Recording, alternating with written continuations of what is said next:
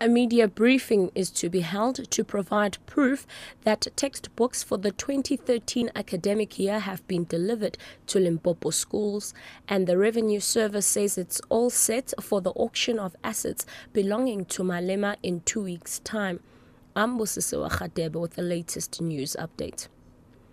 The Basic Education Department says it will hold a media briefing today to provide proof that textbooks for the 2013 academic year have been delivered to Limpopo schools.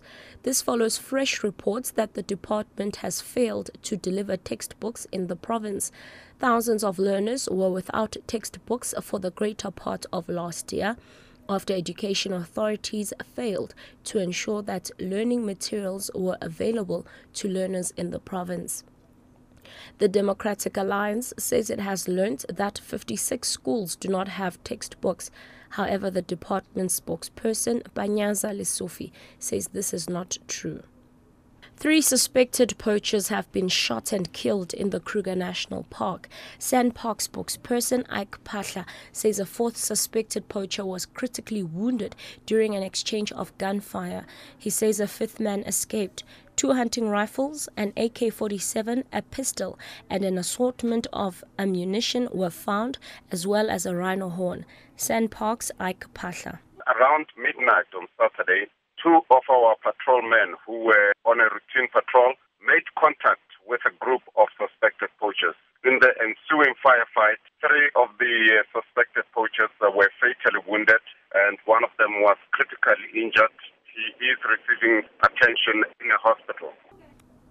A recent study has shown that South African consumers have so-called cash hangover as ATM activity has declined after the festive season. Recent statistics by Spark ATM systems, which measured the value of cash withdrawals across more than 2,000 ATMs, suggest that consumer spending has significantly reduced. This follows a record increase in cash withdrawals at ATMs in December.